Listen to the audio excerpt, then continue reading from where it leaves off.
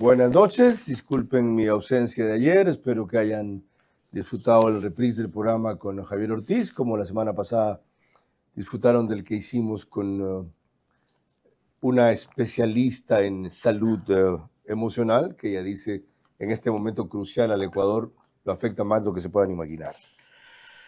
A lo emocional también apeló Donald Trump en su mensaje a la nación el martes pasado, memorable, impactante, positivo o útil, lo veremos con nuestra invitada en la próxima hora. Pero antes, recordemos algunos de los pasajes más significativos, sobre todo cuando él destacó que su país nunca ha estado en una situación tan fuerte como la de ahora.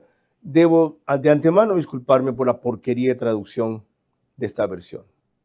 Si yo lo hubiera visto a tiempo, hubiese puesto otra, hubiese puesto los fragmentos en inglés y ensayar una traducción mía simultánea o posterior que hubiera recogido mejor las partes cruciales.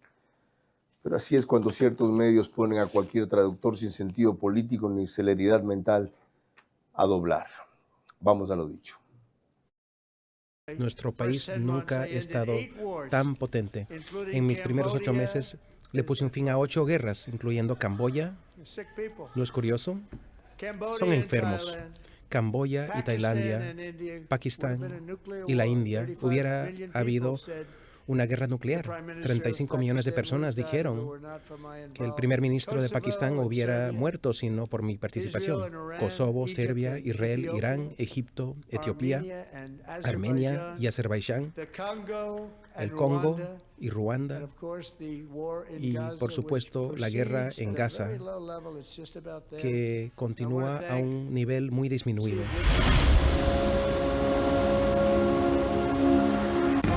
Vera a su manera.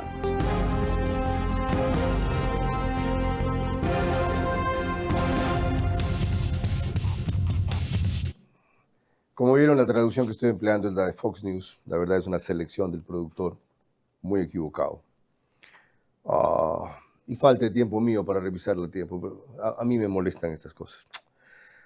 Fox News ha entrado en el español también, tiene una cadena en español, una versión ni de lejos lo que es CNN, pero han hecho el esfuerzo.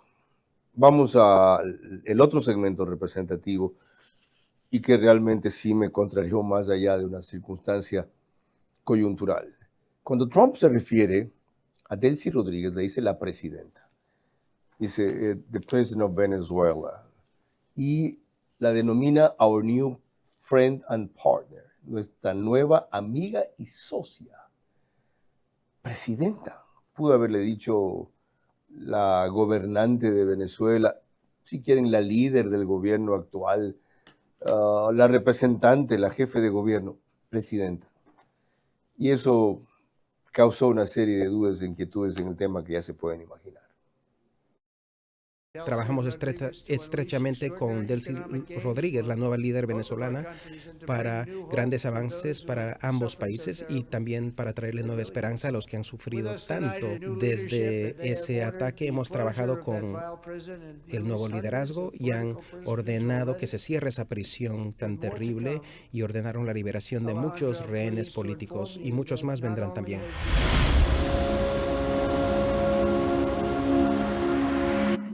Como ustedes vieron, la traducción no recoge lo que dije y puede parecer que lo que dije no es cierto. La versión en inglés lo dice así, casi textualmente. Vamos en la próxima hora a examinar las partes más sobresalientes de muchas llamativas, desconcertantes, emotivas del mensaje de la nación de Donald Trump, respecto al cual ya anticipó en su cuenta de X Stephanie Macías, nuestra invitada de hoy, una opinión que va a desarrollar seguramente ahora. Fue un discurso para definir el terreno de la próxima elección. Trump no está discutiendo detalles técnicos, está fijando la narrativa, orden versus caos, soberanía versus apertura, poder ejecutivo versus límites e instituciones. Y como es usual, se ha desvelado 2 días haciendo este magnífico informe en donde dice cuando el comercio se vuelve poder y la seguridad se vuelve doctrina. Más adelante veremos cuál es su conclusión y tiene mucho que ver con la situación en que estamos ahora nosotros con Colombia. Los aranceles ya no son una herramienta táctica, sino parte del diseño fiscal y geopolítico de Estados Unidos. El comercio pasa a ser un instrumento de soberanía. ¿Qué más? Sigan con nosotros para averiguarlo. Yo solamente te pediría eso, controlar las pasiones. Por lo demás, tú nunca te fuiste porque tu puesto como entrevistador, el mejor entrevistador de la televisión, quedó vacío y finalmente has regresado a tu cauce porque el brillo vuelve a su cauce. Este es Vera a su manera. Un comunicador que desde 1975 ha sacudido la televisión con formatos y estilos polémicos, sin ocultar sus simpatías ni jactarse de objetividad, pues el periodismo de opinión siempre asume una posición. Bienvenidos a coincidir o discrepar con Vera a su manera. Opinión con propósito. Democracia.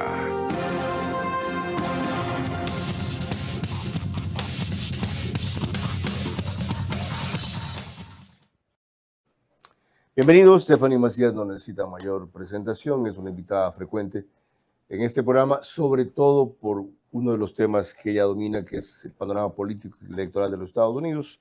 Solo quiero recordarles que tiene 45 años. ¿3 hijos o 2 hijos? ¿3 tienes ya? Los mellizos, 2. 2 nada más, ok. Es máster en gerencia política y estrategia y su cuenta en X, Steph Macías P. S-T-E-P-H Macías P. Dame tu visión inicial del discurso que yo he resumido con 2 frases tuyas. Gracias por la invitación, como siempre. Creo que es innecesario contarle a la audiencia mi edad, pero bueno, eso dejémoslo para la próxima.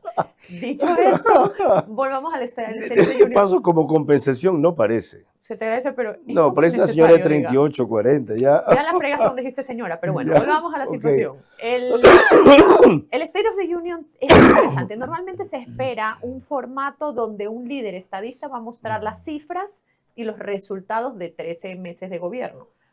Cuando la gente vea y analice, uno de los propósitos de este programa es no lo tomes solo lo que escuchaste y lo que viste. Abramos el espectro al contexto. ¿Cuál es el contexto? Los midterms elections. ¿Qué son? El día 3 de noviembre, la Cámara de Representantes va a tener 435 escaños que escoger y el Senado 33. Hoy los republicanos tienen la mayoría. ¿Pero qué sucede? Normalmente, históricamente, el presidente electo, su partido suele perder las midterm elections porque es un poco una especie de voto castigo por gestión. Desgaste. Y es propio del desgaste.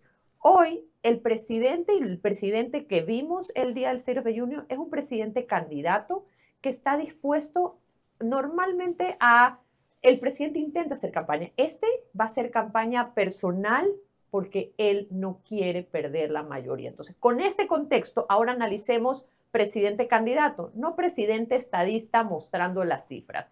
Y lo interesante que hablamos fuera de micrófono sobre la estrategia es que tienen que haber dicho, si tú presentas cifras, las cifras van a ser contrastadas y van a comenzar a decir tus variables versus las variables.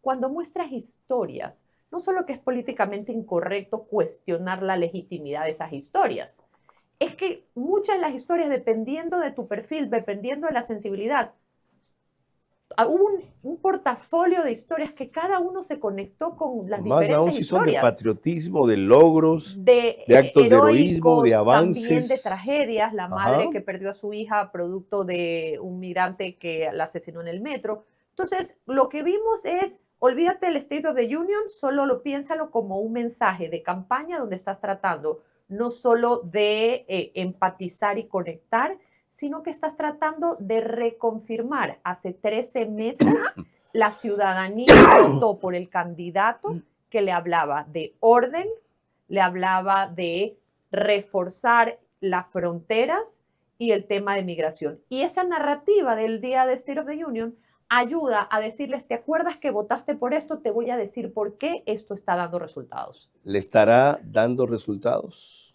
Lastimosamente, ahora vamos a ver los números, por eso no habló de migraciones, de deportaciones masivas, porque lo que pasó en Chicago y lo que pasó en Minneapolis le ha generado unos números en contra.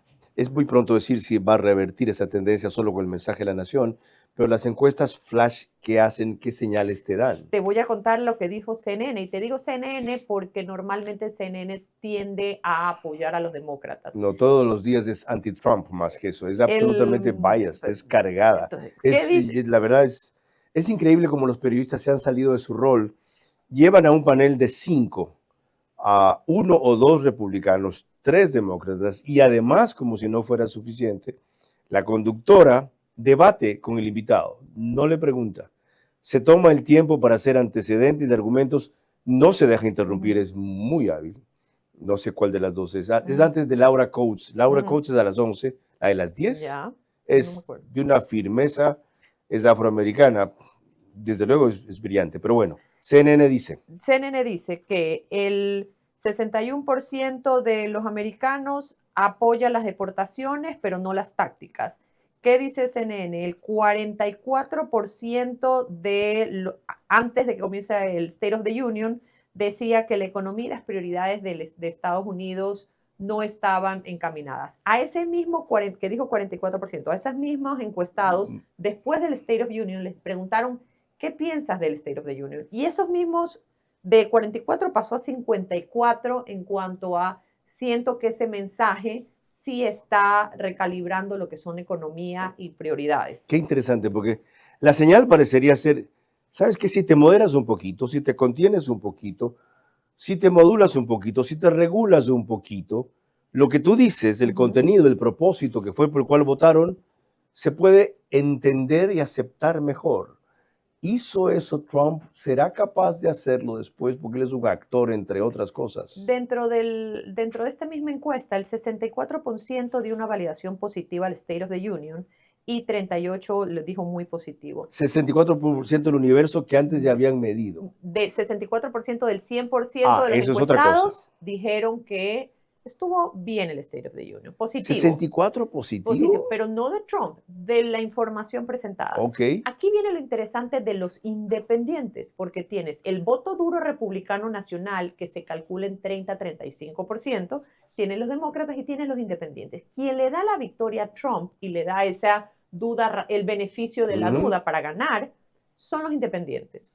Hoy los independientes están en contra de la postura de Donald Trump, especialmente en tema de migración. Pero es interesante porque sí están de acuerdo con las deportaciones, sí están de acuerdo con regular la inmigración ilegal, están en desacuerdo con las formas. Ok, es decir, hágalo, cúmplanos, nos lo prometió, pero no salvajemente como a veces resulta. Ahora, lo curioso es que esas salvajadas, esa agresividad, esa dureza, es ocasional.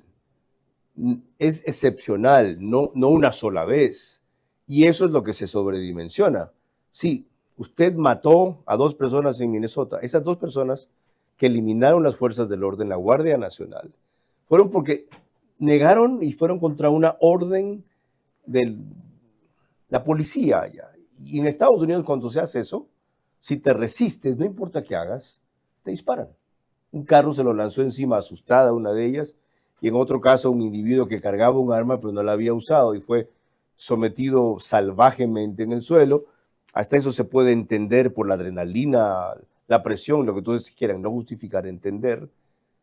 Lo remata y lo mata solo, sobre el suelo, un funcionario de la Guardia Nacional.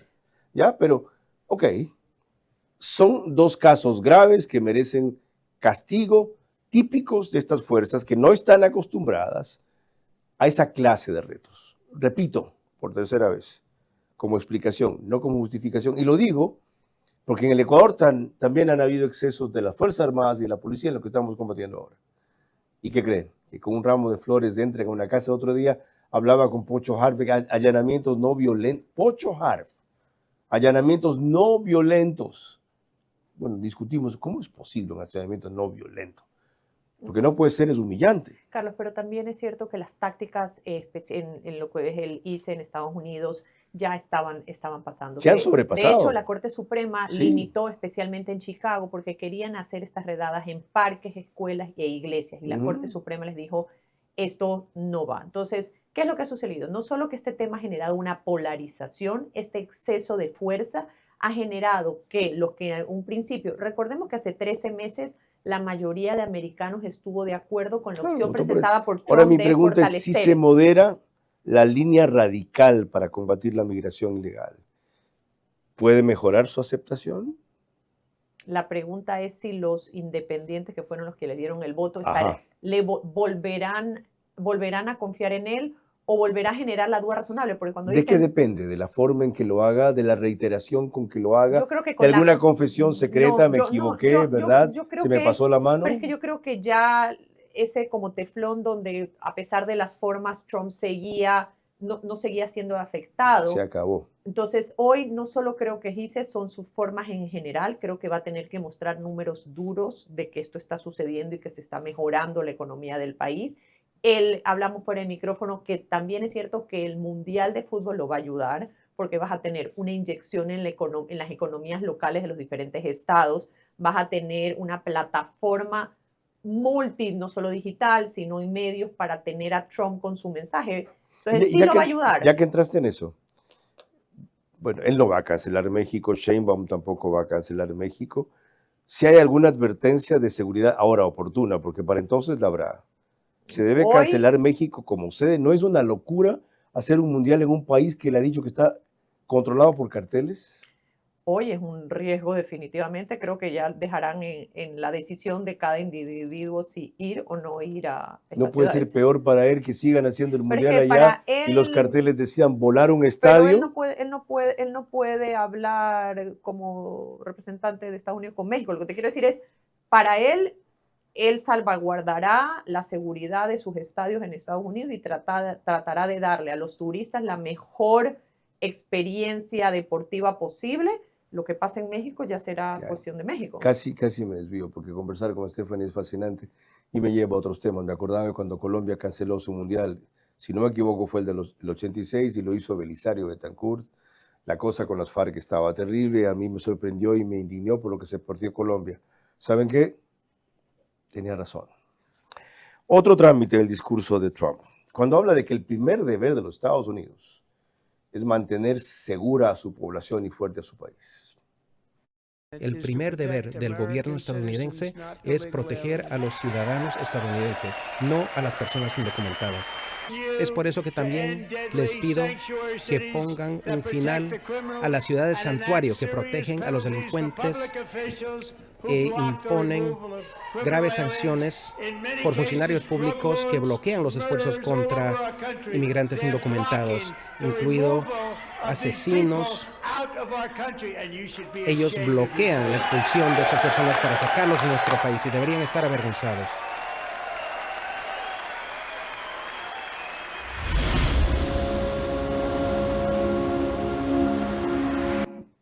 Yo no identifico bien, no sé si es senadora o congresista la que le interrumpe, le grita varias veces, él le dice a ella, you should be ashamed, ¿verdad? Tú debes tener vergüenza de lo que estás haciendo. Y la otra le responde, tú debes tener vergüenza de lo que estás diciendo. Volvemos a un Donald Trump que está hablándole a sus bases. Esa interacción es propia de él. Lo que sí quiero llamar al análisis es que a pesar de esa interacción, Trump no se sale del guión, maneja un guión en el cual era más historias y más héroes y menos Trump. Pero él se sale del teleprompter. Se sale del teleprompter. Improvisó en varios capítulos. Pero no abrió el espectro del mensaje. No se sale de temas. Lo que hace es que un poco hablemos, para los que están viendo escuchando, si está el guión y el tema es Venezuela, puede hacer un comentario sobre Venezuela, pero no se va all over the place. ¿Y quién lo ordena así? ¿Quién es capaz de ordenarlo así? ¿Ni Melania es capaz de hacer eso? La Chief of Staff es bastante férrea. Y dos, él sabe que su fortaleza también ha sido el liderazgo que los números y la popularidad le ha dado para que los republicanos también lo dejen un poco ser.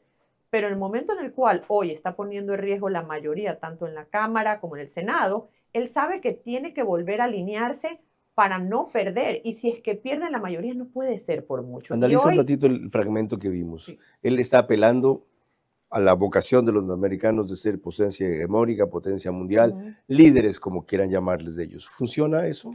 Por supuesto, American First le ha funcionado muchas veces. El hecho de que él esté liderando el mundo como él lo habla, por supuesto, ayuda. Pero y eso no justifica otras cosas para el electorado gringo. No, porque hoy el electorado gringo es independiente al cual quieres lograr y convencer. Tiene que pagar la luz, tiene que alquilar casa y tiene que ir al supermercado. Y hoy las cifras hablan de que a pesar que sí es cierto que la gasolina ha bajado, los precios siguen subiendo. Recordemos que en Estados Unidos hoy es invierno. Entonces, el que paga luz y le cuesta la pagada de luz, hoy día pagas más luz porque hace frío y necesitas calefacción. Entonces, esas cifras siguen manteniéndose y la gente sigue pagando y él ofreció que iban a bajar. Pero aquí hay un tema interesante. ¿Qué es lo que sucede? Él puede decir que van a bajar, pero no necesitamos vivir en Estados Unidos para saber que una vez que subió la comida no va a bajar.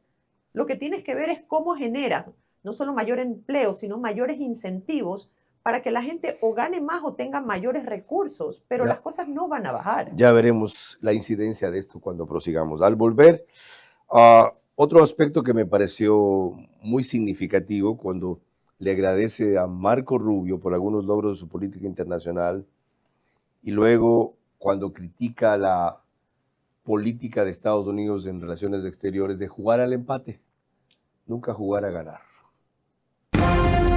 La política exterior de Trump está realineando al mundo. Fortalece valores de la cultura occidental, pero sujetándolos a los intereses de los Estados Unidos. Ha impulsado avances y cambios notables en Latinoamérica que no se sienten en el Ecuador con la amplitud que merecemos. Vera a su manera, crítico e independiente.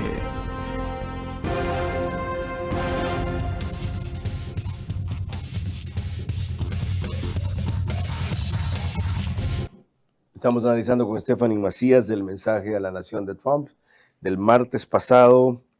Todas las claves que tiene más allá de, como ella dijo al principio, poner atención en lo formal o episódico de ciertos trances del discurso, en el cual yo quiero reparar en esta parte porque se refiere a quien algunos dan como su sucesor, Marco Rubio, de origen cubano, ministro de Relaciones Exteriores. Allá se le llama Secretario de Estado, Secretary of State. Quiero agradecerle al hombre por encima de ellos, el secretario de Estado, Marco Rubio. Gracias.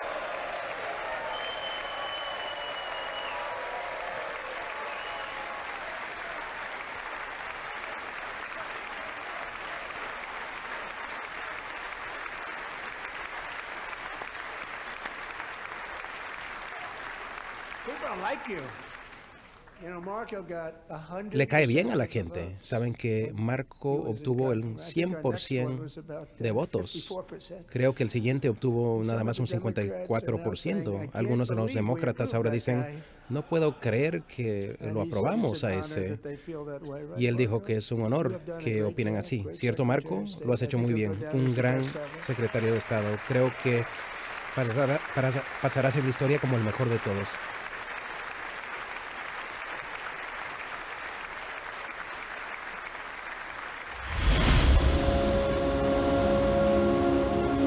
Ya que estamos en Marco Rubio, ¿cuántos de los avances o de los éxitos de la política exterior de Estados Unidos se deben a él? Marco Rubio es un político tradicional estadista que ha logrado encontrar la fórmula perfecta entre tener liderazgo, tener independencia, pero no hacerle sombra a Trump, tener voz propia, pero nunca opacar lo que diga Trump. Esa fórmula perfecta que es como el malabarista que tiras todas las bolas y tienes que tratar de no caerlas. Ese es Marco Rubio en esta... Qué complicado. ¿Tener independencia de qué? ¿De quién? ¿Qué es lo que sucede? Por ejemplo... No, pero ¿cómo te voy a contar entender la independencia de qué? ¿El independencia de qué? En sus maneras. Por ejemplo, ayer Perdón, eso es importante porque eso explica su actitud parca, discreta, no sobredimensionada. Dice 3 veces thank you. No se queda parado más tiempo para extender la ovación. Porque es la tampoco fórmula sonríe. perfecta de no hacer mucha sombra, no estar muy adelante, pero entonces ayer el presidente Tipo Trump muy inteligente. habla de Venezuela, se refiere a Delcy como la presidenta, habla de unos temas y hoy día en una rueda de prensa Marco Rubio dice, nunca desestima lo que dijo el presidente Trump, pero dice, las inversiones americanas van a depender de la democracia. Venezuela necesita una transición democrática y elecciones. Qué Entonces, interesante la distinción que haces, porque la impresión que daba es de que de ese tema se está alejando Trump cada vez más. No menciona la transición, no menciona que hay que volver a la democracia, que no significa que haya desistido de eso. Entonces, pero Rubio la reescribe. Y Rubio le pone forma y contención a este vendaval de esta fuerza de la naturaleza que es Trump.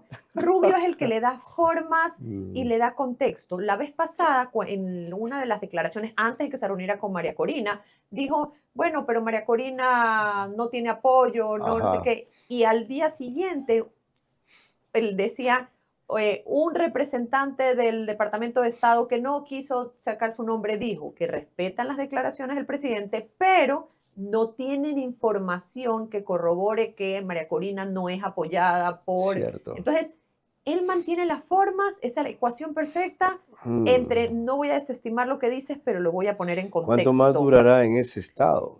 Ahí viene lo que ya decía, viste si es lo el que favorito, pasó a Elon Musk, que ese era en cambio demasiado protagonista. Porque Trump se ha dado cuenta que para sus formas también necesita ese yin y yang, necesita alguien que no le dé la contraria, pero sea el vehículo para mantener las formas y hablarle a la política tradicional. Okay, fascinante. Vemos una cosa más. Ya, Trump también critica la política que antes habían tenido los Estados Unidos, que era ir al empate. Ahora van a ganar. Los Estados Unidos había mantenido una política de nunca permitir que Irán obtuviera un arma nuclear por muchas décadas. Desde que se apoderaron de ese país orgulloso hace 47 años, ese régimen y sus aliados asesinos solo han esparcido odio y muerte, han matado a miles de soldados americanos, hasta cientos de miles y millones de personas, y en el último par de meses con las protestas han matado, parece ser, al menos a 32,000 manifestantes, 32,000 manifestantes en su propio país. Luego de la operación Midnight Hammer, se les advirtió que no debían hacer ningún nuevo intento de reconstruir su programa de armas nucleares particularmente, y sin embargo continúan. Aún no hemos escuchado esas palabras mágicas. Nunca tendremos un arma nuclear.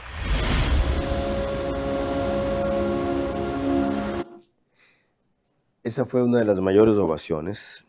Nunca permitiremos que un país como ese, que financia el terrorismo mundial, tenga un arma nuclear. ¿Le sigue importando tanto eso al electorado de los Estados Unidos? Sí, y Medio Oriente, pero también hablemos, parte del objetivo del programa es darles contexto. Así como Marco Rubio al día siguiente habló sobre Venezuela y le puso en contexto, al día siguiente J.D. Vance, el vicepresidente, también un poco, como diríamos coloquialmente, mete cuchara en esto. Porque cuando estamos hablando de que el segundo año, después de los midterms, ya comienza la pre-campaña para las presidenciables.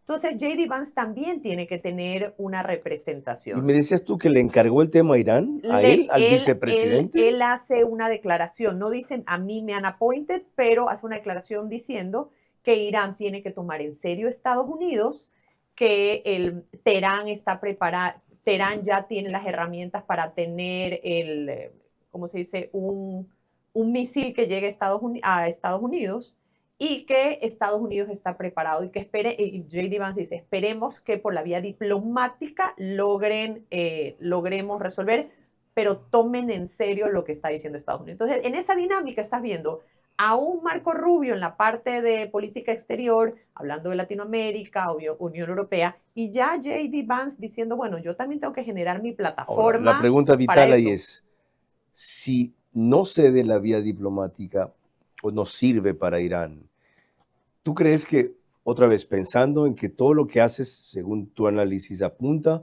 a ganar las elecciones de medio periodo en noviembre, ¿tú crees que ese descomunal despliegue militar que ha hecho hacia allá debe usarlo como usó el que hizo frente a Venezuela? No, yo creo que no le alcanza para las midterm elections. Yo creo que Irán y Medio Oriente siempre será un tema importante para las bases porque colectivamente siempre se ha hablado como Medio Oriente son quienes siembran el terror y son las células que han generado terror en Estados Unidos. Es una plataforma interesante en la cual J.D. Vance puede comenzar a generar un liderazgo. A J.D. Vance también lo han encargado de dos cosas. Uno, corrupción, y dos, levantamiento de fondos para lo que será las midterms y para ya Es más comenzar su conservador campaña. que el propio Trump. Sí, y sus formas, pero creo que hoy ya se está dando cuenta que a pesar que naturalmente el vicepresidente sería el candidato natural, Ajá. hoy día le está haciendo sombra Marco Rubio, entonces va a necesitar generar su propia base electoral y de apoyos dentro de los republicanos para que apoyen su eventual candidatura. Y ya que estamos en esto, yo por eso les decía que con Stephanie trata un tema y me voy a otros. Hizo una insinuación Trump, tú me lo dijiste, yo no me di cuenta, a mí se me pasó, Del third de un year. tercer periodo. Sí. Cuando lo dijo, los colombianos dicen, está mamando gallo, nos está jodiendo, puede, pero está bromeando. cuando lo he's teasing dijo, us. pero cuando lo dijo, yo dije, escuché mal. Entonces fui a redes a ver si lo estaba diciendo y sí lo había dicho. Y lo interesante aquí es que ese guiño al posible tercer periodo, más que decirlo como un exabrupto, es una manera de comenzar a tomar termómetro de la situación. No estoy Yo creo diciendo que más bien sea es- viable. Yo creo que no más bien es una constitu- amenaza, o sea, no hay él ha viable- hecho cosas que nadie se imaginaría sin que le pase nada. Entonces, hoy cuando dice eso, no es un guiño, no es una cosa eventual. Está tasting the waters, está con un termómetro para identificar cuánto rechazo. No estoy diciendo que lo haga. En la Constitución Correcto. americana solo se permite dos Periodos, reelecciones, así es. pero solo el hecho que se lo permita y ese guiño para tomar termómetro me pareció interesante de puntualizar. Más con este fascinante análisis de Stephanie Macías y el discurso de la nación, mensaje de la nación de Trump cuando volvamos. Ahí nos vamos a acercar un poco a nuestra región. Lo que dijo de México, en donde se atribuyó el haber capturado a Valmencho sin decir lo hicimos nosotros, creo que no hay duda que se hizo por él, ahí con la ayuda que le dio a la inteligencia. Y luego aquello de que no quieren dejar duda en ningún país respecto a cuán lejos pueden ir. La política exterior de Trump está realineando al mundo. Fortalece valores de la cultura occidental, pero sujetándolos a los intereses de los Estados Unidos. Ha impulsado avances y cambios notables en Latinoamérica que no se sienten en el Ecuador con la amplitud que merecemos. Vera a su manera, crítico e independiente.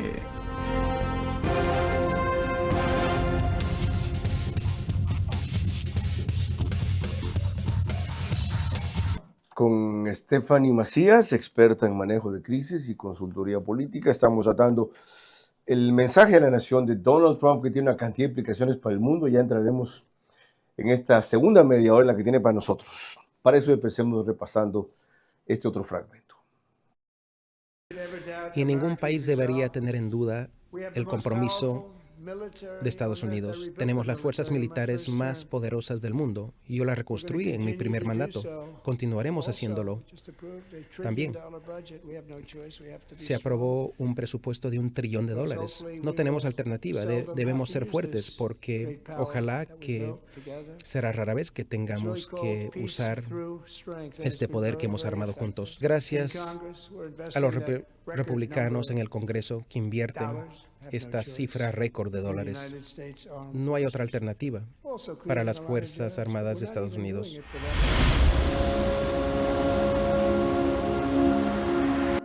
Mi pregunta es si ese poder descomunal que ha fortalecido y ciertamente comenzó a armar antes, ha servido, si es una fuerza disuasiva. Veo a China muy callada, me llama la atención frente a todas estas cosas.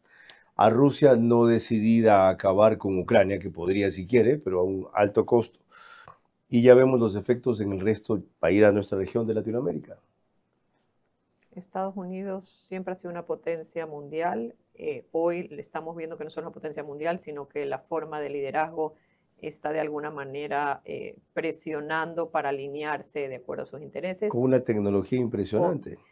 Se burló de los aparatos rusos y chinos para detectarlo en Y de Venezuela. hecho, la información Wall Street Journal, y me parece que alguien más, un medio americano, habló sobre la nueva tecnología, la palabra se me va a la mente, que era como un sonido sónico que inhabilitó a los primeros círculos de seguridad ¿Y de viste lo que Maduro. habló de su potencia espacial? Space is my baby, diciendo, esperen que anuncie mi programa espacial bélico. Y yo sé que vas a decir que me salgo del programa, pero tenemos que hablar de lo que sucede en la relación Estados Unidos y Canadá. ¿Por qué? Ajá. Porque para los que están escuchando, el mapa es cuando se quiere ir desde Estados Unidos hacia Europa y pudieses hacerlo con el espacio aéreo de Canadá hacia arriba. Y eso siempre se ha tomado por sentado que era un espacio aéreo de Estados Unidos, a pesar que era Canadá. El primer ministro de Canadá muy sutilmente recordó que el espacio aéreo canadiense es de Canadá y dejarán utilizar su espacio aéreo de acuerdo a los intereses canadienses. O sea, que ellos también están guiñando el ojo diciendo, si de alguna manera esta relación bilateral se sigue desgastando, voy a comenzar a considerar cobrarte por el uso de mi cielo, y Estados Unidos necesita ese uso de él. Claro. Entonces, lo que te quiero decir es, siempre ha sido una potencia. Hoy, con ese estilo de liderazgo, hay ciertos nuevos líderes que van a intentar ponerle cierto freno a eso, ¿no? Yendo por el Polo Norte llegas 1 o 2 horas más rápido a Europa, a veces 2 o 3, según la ruta. Aquí viene la referencia de lo de México.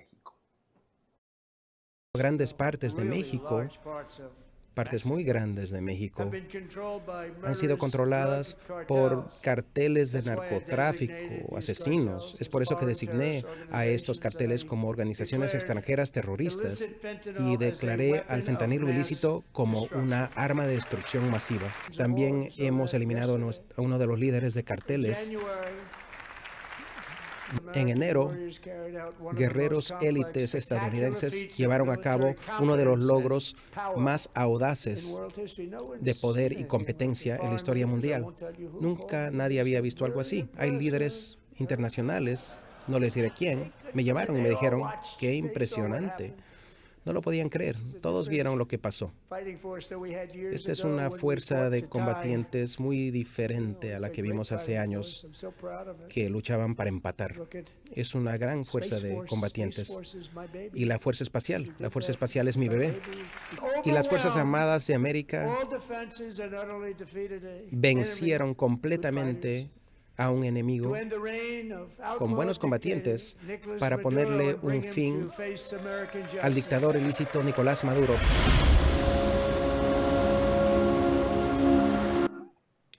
Esta presión sobre Latinoamérica y este apoyo a la vez a la lucha contra el narcotráfico, el crimen organizado y estímulo a gobiernos de su línea, tanto que tiene reunión de marzo 7 con presidente de El Salvador, de Paraguay, de Ecuador, de Argentina, Panamá, entre los que recuerdo.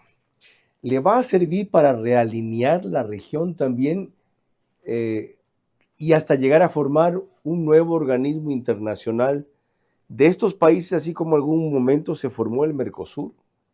En el otro programa hablábamos de que si estas formas eran, cuando estaba el choque con Groenlandia y la Unión Europea, y hablábamos de la muerte del multilateralismo. Y yo lo que decía es, no, es la nueva reconfiguración de un multilateralismo. Correcto. Con nuevas agendas y alineados a. El tema específico de lo que pasó con México hay que tenerlo de dos maneras. Uno, el capo que muere, Mencho, no solo era un capo de narcotráfico.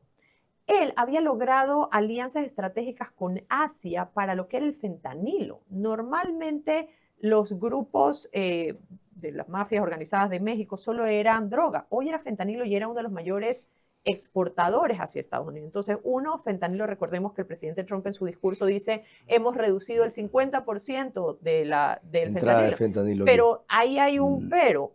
Entiendo las formas, pero no hay un source de información que nos pueda decir cuánto se produce y cuánto entra, porque no hay una manera de contabilizarlo. Entonces, eso desde un punto de vista Y dos, hay un abordaje que no hemos conversado, que es la forma en la cual cogen a Mencho, porque cuando a la presidenta le preguntan, saliendo de un recorrido, qué ha sucedido, ella dice, las fuerzas de seguridad van a hablar. Lo que se habla en México es que ella no estaba informada, se lo manejó en tal secretismo entre las fuerzas americanas y un grupo muy reducido de fuerzas mexicanas para que no se filtrase. Entonces, era la única forma que funciona.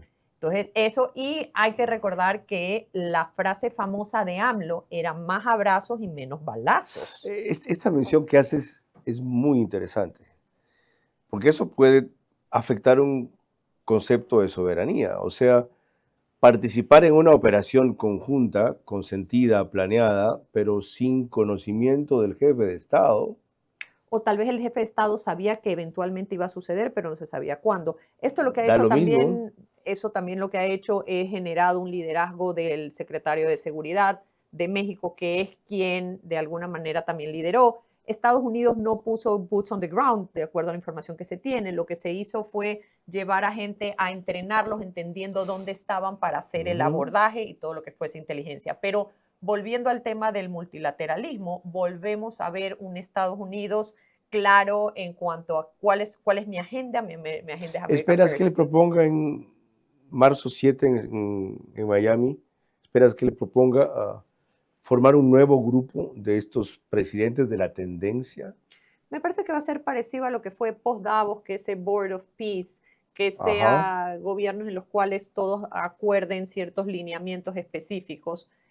Creo que más allá del resultado, creo que va a ser la foto y la consecución de una política americana sobre cuál es el delineado de cancha. Allí, quien gana en narrativa, si estamos hablando de posibles elecciones, el que va a estar en la foto va a ser Rubio. Entonces yo creo que también vamos a ver un realce del multilateralismo en Europa o en otras partes donde J.D. Vance también tenga su equilibrio, porque si no, volvemos al tema en el cual solo es América y qué va a pasar con el resto del mundo y cómo J.D. Vance va a comenzar a preparar esa narrativa para sus bases. Qué interesante. Para los Estados Unidos y para el propio Trump pesamos mucho menos de Latinoamérica que las otras regiones que ha mencionado Stephanie Macías con razón. Pero yo quiero volver, tras esta pausa, a Latinoamérica. ¿Qué incidencia va a tener esto en Cuba? La política exterior de Trump está realineando al mundo. Fortalece valores de la cultura occidental, pero sujetándolos a los intereses de los Estados Unidos. Ha impulsado avances y cambios notables en Latinoamérica que no se sienten en el Ecuador con la amplitud que merecemos. Vera a su manera, crítico e independiente.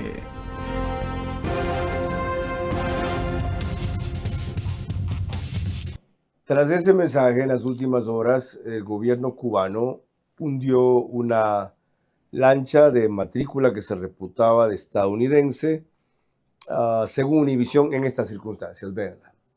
El Ministerio del Interior. Esta noche el gobierno cubano pasó de informar a través de un comunicado escrito sobre el incidente entre una supuesta embarcación de matrícula estadounidense y los guardafronteras cubanos a ofrecer detalles específicos de lo que ya están calificando como un intento de infiltración armada. Se ha podido establecer que la lancha rápida neutralizada con matrícula de Florida FL 7726SH transportaba 10 personas armadas que, según declaraciones preliminares de los detenidos, tenían intenciones de realizar una infiltración con fines terroristas. 10 personas armadas se meten a Cuba con la seguridad y los militares que ellos tienen, que si en algo ponen recursos en eso, para una intervención armada destinada al fracaso e inmolarse, lo dudo, no lo puedo negar, tampoco. Le preguntaron eso a Marco Rubio y así respondió. Well, first of all, I'm not going to comment about this specific boat until we have all the information. So I just want to be clear. I'm not going to speculate about whose boat it was, what they were doing, why they were there, what actually happened. I'm not going to speculate on that because it's not smart to do that until we have all the facts. Y Estados Unidos estaba asfixiando a la economía cubana, impidiendo que le llegue petróleo de Venezuela, lo mismo del petróleo de México, hasta que decidió ayer que, va a permitir que llegue petróleo siempre y cuando sea el venezolano para dárselo a directos beneficiarios. ¿Eso marca una política de negociación con la isla? ¿Cómo la ves? De acuerdo a información, se está hablando que Marcos Rubio ya está hablando con líderes propios del castrismo, un poco la dinámica espejo con lo que pasó a Venezuela, identificas quién dentro del régimen pudiese comenzar a liderar, entonces comienzas a aflojar un poco para ver cómo se reconfiguran internamente. Yo creo que ya el régimen castrista ya comenzó su transición, a pesar de que no lo estemos viendo en el momento en el cual dejan que el petróleo llegue y muy limitado. Estamos hablando de que ya el régimen cubano ha cedido en ciertos lineamientos para comenzar esta transición. Está funcionando la política de Trump, entonces hay otra parte en la que dice, no recuerdo la frase en inglés, nosotros vamos a imponer la paz con la fuerza. No con la guerra, con la fuerza, con la presión, el bloqueo. Y de hecho, y volvemos, qué pena volver a lo mismo de las elecciones, pero Marco Rubio no se puede presentar como precandidato presidencial sin tener a Cuba libre. Su base, que es Florida, son los cubanos americanos. Y fuera de micrófono hablamos de algo interesante. Estas elecciones, tanto el midterm elections como las elecciones presidenciales, tienen una variable interesante. Por muchas décadas, el voto latino era hegemónico. Votaba por demócratas, menos en Florida. Hoy el voto latino ya no es hegemónico, ya no es un paquete. Tienes, dependiendo de cuál es el país de origen, dependiendo si eres primera, segunda generación, dependiendo de tu edad, ya el voto latino no es uno solo. ¿Y eso está bien, está mal? El hecho de dispersarse. Lastimosamente, desde un punto de vista de músculo electoral, es más difícil por la presión que pones. Desde un punto de vista de interés local, antes de alguna manera los candidatos republicanos pequeños en distritos sí ponían atención a los latinos, pero no tanto porque era un bloque para qué gastarnos. En este caso, como ya sí están disponibles, va a haber una mayor campaña, porque en todos los estados, más o menos el promedio de voto latino registrado es de 2, 3 y hasta 4 puntos. Y en elecciones tan cerradas como estamos hablando ahorita, esa puede ser la victoria. En la Cámara las encuestas hablan, por ejemplo, en midterm elections, la Cámara estamos hablando 47-42. Eso sí, 47 para demócratas, 42 para republicanos. Esos 2, 3 puntos pudiesen hacer la diferencia. Y el hecho que ya no sea un voto hegemónico significa que sí hay chance. Estamos hablando de senadores. De senadores. ¿En congresistas? En congresistas es lo mismo. Están hablando de nuevo, en general, lo que sería la percepción, la disponibilidad del voto. ¿A quién estás dispuesto a votar? En el Senado es 53-47 y el otro es 47-42. O sea, sí hay una percepción de que va a estar tan cerradas las elecciones en cuanto a midterm. Y en presidenciales, volviendo al video que estábamos viendo, Marco Rubio necesita Cuba libre para presentarse, no solo para ganar, sino porque el presidente y la campaña necesitan financiamiento. Arriesga un pronóstico. Si las elecciones fueran hoy, Trump las pierde. Sí. Si las elecciones son en noviembre 3 y logra hacer una plataforma importante en el mundial y logra tener 3 o 4 golpes más mediáticos importantes, yo no creo que gane, pero por lo menos mantiene equipara la fuerza, o sea, tal como están las cosas, aún en el mejor de los escenarios, las elecciones van a ser de los demócratas. Por lo tanto, lo van a destituir el próximo año, porque enseguida van a proceder al impeachment, se la tienen marcada. Yo creo que tenemos que ver, él ha demostrado que nos sorprende. Lo que pasa es que los independientes, que son quienes ponen el presidente y van a votar, están muy desilusionados. Pero otro de los retos va a ser lograr que las bases vayan a votar. Recordemos que en Estados Unidos no es obligatorio votar.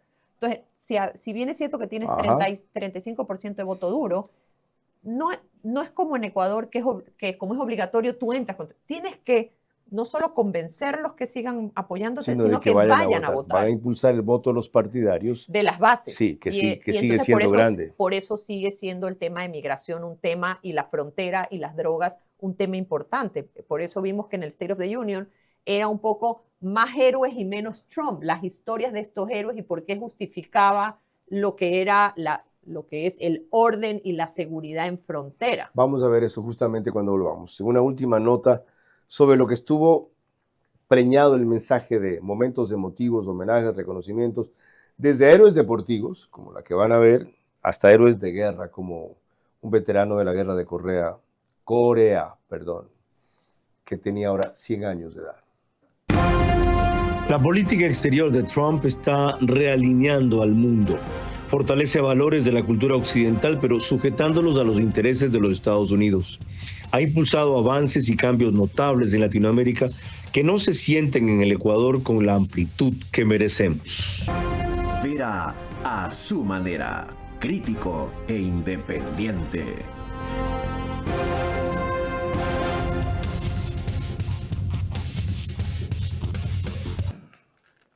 Nada menos que el equipo de hockey que ganó la final con Canadá en las últimas Olimpiadas de invierno en Italia. Fue el que hizo pasar Donald Trump en una parte muy emotiva. Estaban fuera, ingresaron, se mantuvieron parados en la escalera con sus medallas, recibiendo una ovación de casi 5 minutos. And I say, no, no, no, you're going to win again. You're going to win big. You're going to win bigger than ever. And to prove that point, here with us tonight is a group of winners who just made the entire nation proud. The men's gold medal Olympic hockey team. Come on in.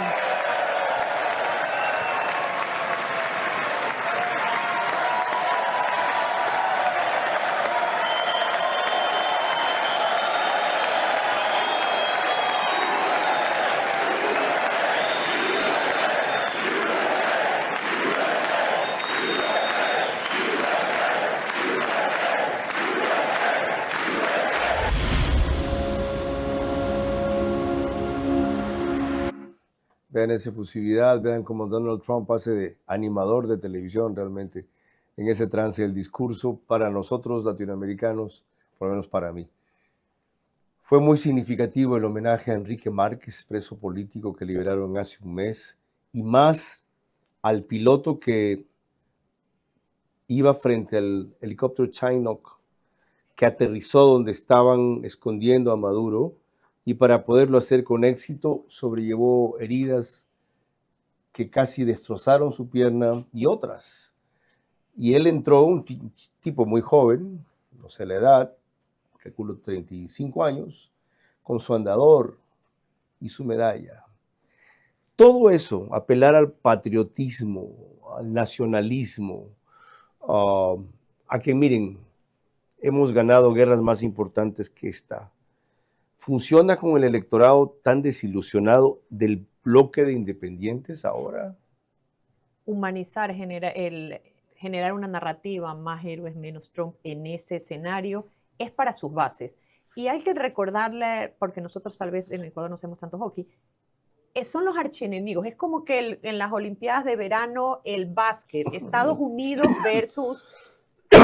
Era el partido, y con lo que está sucediendo, con esta animosidad que está sucediendo entre Canadá y Estados Unidos, los stakes eran mayores. Y cuando entran, quiero que en Estados Unidos también se hablan las formas. Cuando bajan con un suéter que dice USA en grande, del auspiciante principal, que es Ralph Lauren, que es la marca tradicional americana. O sea que toda la comunicación visual hablaba y le hablaba a sus bases americanas, porque específico, lo que fue el piloto, que la cadera fue, y lo de los hockey, le hablaba, no en general, a sus bases, porque tienen que lograr que sus bases, ese engranaje electoral, se activen para después comenzar a activar los otros, pero necesitan asegurar sus bases. Ok, Stephanie Macías concluye el informe que les mostré al principio de esta manera. Dice, Trump dejó 3 mensajes estructurales.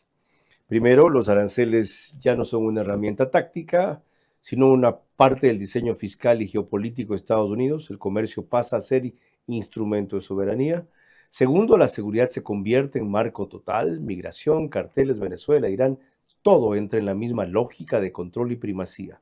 Tercero, la administración operará bajo un principio de ejecutividad afirmativa. Si hay límites, buscará otras vías. No es un giro coyuntural, es una arquitectura de poder. Y eso redefine cómo el mundo, y particularmente nuestro hemisferio, tendrá que interactuar con Washington en los próximos años. Una lección muy clara para nuestra diplomacia y nuestros negociadores en múltiples campos, de dónde estamos pisando a raíz de ese mensaje y qué actitud y planteamientos debemos llevar a Miami el próximo 7 de marzo, sobre todo en el tema aranceles. Ella destacaba que el comercio global entra en una fase más transaccional. Los acuerdos dejan de ser estables a largo plazo, ya nos pasó la semana antepasada. Los países exportadores deben asumir la volatilidad como una condición permanente. Nosotros.